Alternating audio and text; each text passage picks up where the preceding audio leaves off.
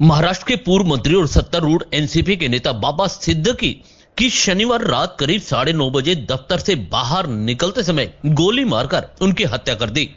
सिद्दीकी अपने बेटे और बांद्रा वेस्ट से विधायक जिशान के दफ्तर से निकल रहे थे। इसी दौरान हमलावरों ने 3 से 4 राउंड फायरिंग की। उन्हें 3 गोलियां लगी, एक सीने के आर पार हो गई, एक गोली उनके सहयोगी को छूकर निकल गई।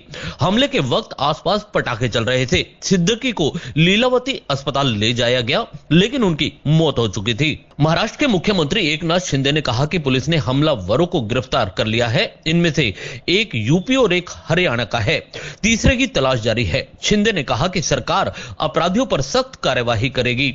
सूत्रों के अनुसार कुछ दिन पहले ही सिद्दीकी को धमकी मिली थी। इसके बाद उन्हें वायु श्रेणी की सुरक्षा भी दे दी गई थी।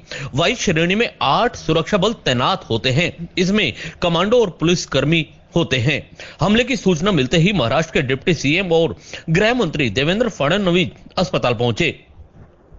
एनसीपी चीफ और डिप्टी सीएम अजीत पवार भी मुंबई लौट रहे हैं। कांग्रेस अध्यक्ष मल्लिकार्जुन खड़गे, एनसीपी एस के प्रमुख शरद पवार और शिवसेना के उद्धव ने राज्य सरकार पर सवाल उठाए हैं। विपक्षी दलों ने कहा कि महायुति सरकार में कानून व्यवस्था चौपट हो गई है। सिद्दीकी की इफ्तार पार्टी मुंबई के सबसे चर्चित आयोजनों में से एक मानी जाती थी। इसमें नेताओं के साथ बॉलीवुड की बड़ी हस्तियां शामिल होती थी। कहते हैं कि 2013 की एक ऐसी ही इफ्तार पार्टी में शाहरुख खान और सलमान खान के बीच करीब 5 साल से चल रही अदावत खत्म कराने में सिद्दीकी की बड़ी भूमिका थी। गौरतलब है कि मुंबई में इस साल तीसरे नेता की हत्या हुई है। फरवरी में शिवसेना उद्धव के नेता अभिषेक घोसालकर की फेसबुक लाइव के दौरान गोली मारकर हत्या कर दी गई थी। वहीं एक हफ्ते पहले मुंबई में अजीत पवार की पार्टी के नेता सचिन कुर्मी की तेज हथियार से गोद कर हत्या कर दी गई थी। अब यह तीसरी हत्या महाराष्ट्र में सामने आई है। सिद्दीकी 2004 से 2009 में बांद्रा वेस्ट से विधायक बने थे। 2004 से 2008 तक विलासराव देशमुख सरकार में मंत्री भी रहे।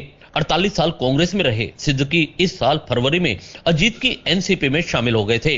वे मूलतः बिहार के थे। 2017 में ईडी ने उनसे जुड़े ठिकानों पर भी छापा मारा था। इसके बाद उनके बेटे जिशान सियासत में सक्रिय हो गए थे। वे 2019 में बांद्रा वेस्ट से कांग्रेस विधायक चुने गए थे। जिशान के भी अजीत की एनसीपी में शामिल होने की खबरें सामने आती रही हैं।